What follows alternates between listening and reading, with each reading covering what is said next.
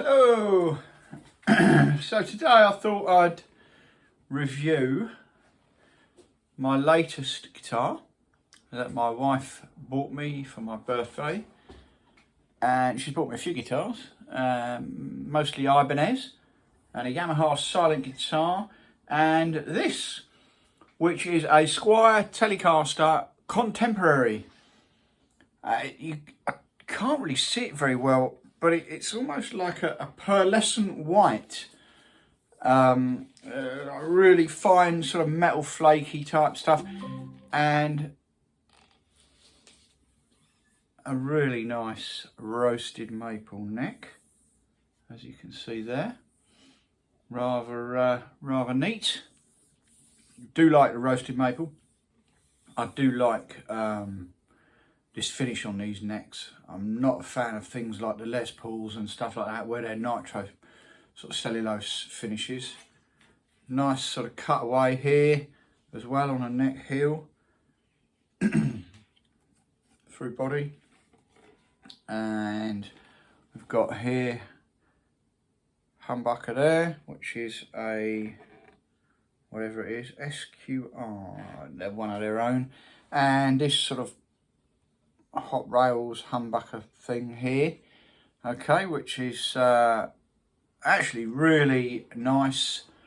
There's no great volume difference between the two. You know, if you had a single coil, I've got another Telecaster over there, and that's actually another Squier one, and it's perfectly nice, but the pickup outputs are a little bit naff. So this was, well, actually, I'll tell you what, I got this, she gave me this, and I was playing it, and there was a problem from new. This is the second one, actually. I went back to the retailer, I took it back just after she gave it me, and there was no hesitation. They didn't have another one in stock, so they ordered me one. I got it the following week. So hats off to the retailer there. Anyway, so the problem was that the nut, I think it's only plastic to be honest with you, and it hadn't been cut deep enough. Okay, so if you imagine, so as I did that, as I bent up on that string there, or anywhere, it popped out. It just popped out of the groove in the nut there. So there was no cutting it down because it was already low. It was already, you know, any lower it would have been buzzing. I mean, I do like a low action, but any lower and it would have been trouble. So it needed, it would have needed a new nut. So they got me a new one. Anyway, this one's fine.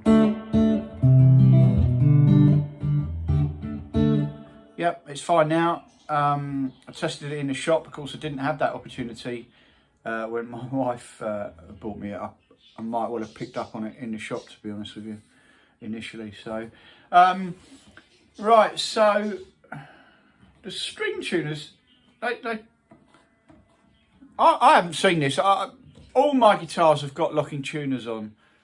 I've had them changed by my luthier, and so these you sort of poke the end of the string in the hole in that and tuner, and then wrap it round, and it I don't know, they're locked in place. It seems to work well, but if I'm honest, okay, I mean this was 350 quid, I believe, something like that. Now, I'd have paid extra as an option to have the locking tuners. So on my other Telecaster, which is just here actually, I've got a full set of locking tuners, real ones as well. They're Shailers or Fenders or whatever they are. I bought those. I got those from Manny's in Manhattan in New York many years ago, that set, and I'd had them laying around and I put them on there. Most of my guitars have actually got Spurzels on them. I've got an Ibanez there with a set of Fenders on it. But yeah, locking tuners are the way forward for me, because I just hate string changing. I hate wrapping it around and stuff, and I don't doubt a lot of people do. So back to the guitar. It's the weight you would expect. Okay, absolutely acceptable. The neck itself is gorgeous. Okay. I had a Chapman Telecaster, and I did a separate video on that. I've deleted it now because I don't own it anymore. I got rid of it. I swapped it and a bit of equipment for a Schecter that I don't use, but I only got it because it's got a whammy bar on it. But yeah, the Chapman Telecaster, the ML3 Modern or something, was literally the absolute worst guitar I've ever owned. Cheap, naff hardware. It weighed an absolute ton. It was like a tree. I mean, but amazingly, the guy that I swapped it with liked it. So I guess that's down to personal choice. It completely put me off the brand. There's much better out there, much better out there. And this, in my opinion, is it. Now, one thing I will say, and I think they could have benefited from fitting a coil tap for people that like the single coil tone of the neck pickup, to be fair. But maybe that would have sort of had to come at a price. So, I don't know. Now, the neck, the frets, obviously you've got your standard dot markers on the edge of the neck there as well. Now,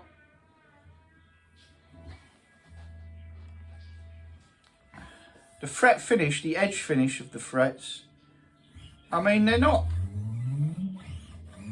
sharp or anything like that, but I think they'd benefit from being a little bit more rounded, and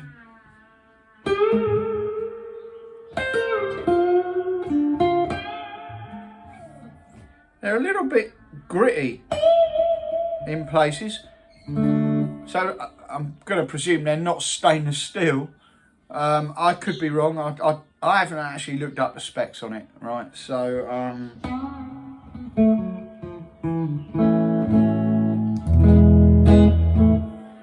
I don't know. But they're kind of almost in a couple of places sticky, but you get the impression that you get the impression it's a bit rubbing a bit on the fret sort of thing, like there's not perfectly smooth or something. Maybe it's just me. I don't have that on my other guitars. The frets are finished better, but it's just something I noticed. That was all. It's not a big problem or anything like that. So let's run through some tones. So neck pickup.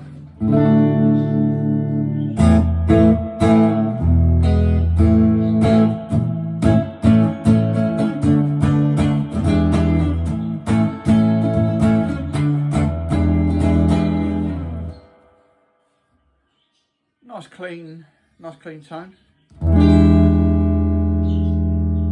Bridge pickup.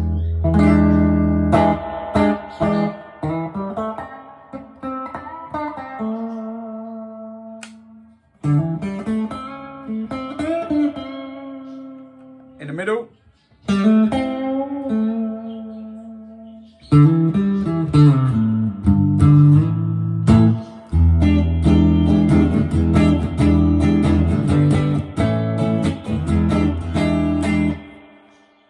Not bad.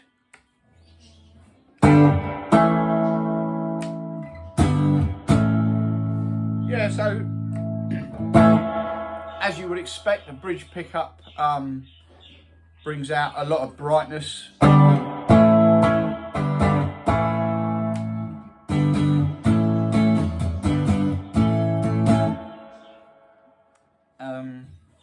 tell you, I do love the tone of this humbucker. So let's give it some dirt. Hang on. Let's just let's give it some distortion, some metal.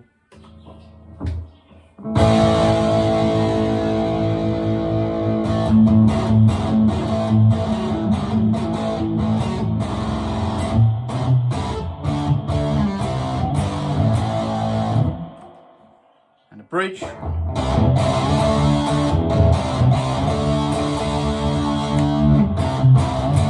Neck.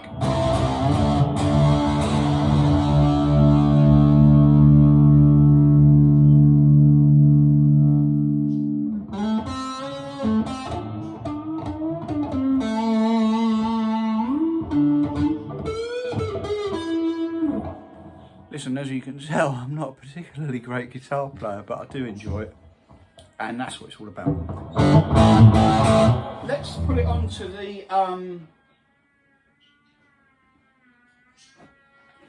Tube Screamer. A little bit more drive, a bit more level.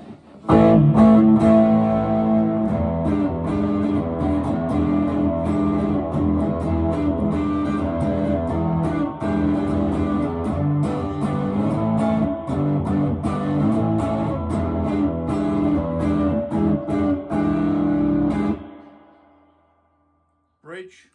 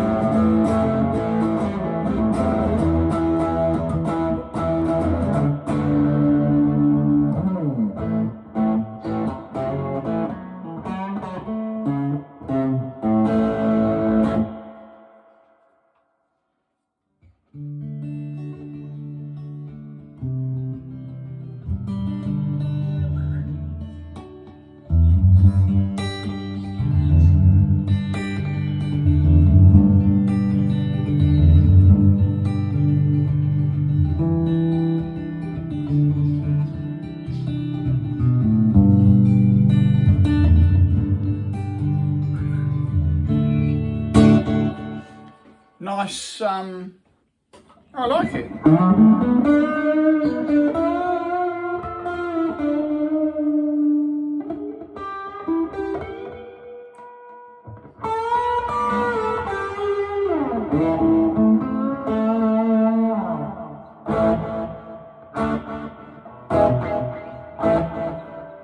Yeah, so that's just a couple of little tones it does. Anyway, so I'm playing, and these days I play through a Boss MA80 multi-effects there, and I play into a Fender Rumble 200 bass amp for the bottom end. Now, years ago, when I was in a band many years ago, and you can imagine what that was like. And I used to play into a Fender 65, and it was very thin sound on it. And so I used to buy amp into an H&H bass amp for the bottom end, you know, to give it more bottom end. Probably should have just gone out and bought a twin reverb or something like that. But anyway, so so now I just use the amp completely clean. The Fender Rumble bass amp. It's a new one. It's feather light, you know. It's a big old unit, like, but it weighs nothing. And so I just use that for nice clean. And everything else is pickups and effects. People say, oh, well, you must get great tone out of that neck. You're not getting any tone out of the neck. You're not getting anything out of the neck at all. Your tone is in your effects, your amp, your pickups. It's the electric side of it. You're not getting any tone out of that neck. You're not getting any tone out of that pickup. You might get some attack out of a thicker pickup or something like that, but you got some fancy wooden pickup. It's not, in my opinion, you know, it's not giving you tone as such. It can change the clarity, or no, not the clarity, the attack of the pick of you know. But anyway, that's only me. You do get better sustain out of certain guitars, but yeah, there we go. Anyway, I hope you enjoyed this. Subscribe below if you found it useful. If you haven't, well, no problem. I just wanted to show you really the Squier Contemporary from an actual owner. That I didn't buy it, obviously it was bought for me, but it's not sponsored or anything like that. I'm not bigging it up for no reason. It's a genuinely good guitar. It's good value. It sounds great. The neck's great. My only criticism would be I'd have locking tuners on it. Fender do make them. Add a bit to the price, and a coil tap certainly for this front coil. I don't actually know if it's a stacked humbucker or whatever it is. It's sort of hot rail thing, but I'll definitely have a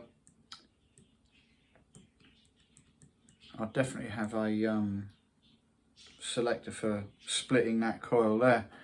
Other than that, I was just being picky really about the frets. I don't see that it's really an issue. In fact, I couldn't get it to do it when I was playing it a minute ago. I'm going to guess they're not stainless steel though. Right, there we have it. Anyway, enjoy. Subscribe below, and I'll see you on the next one. Thank you very much.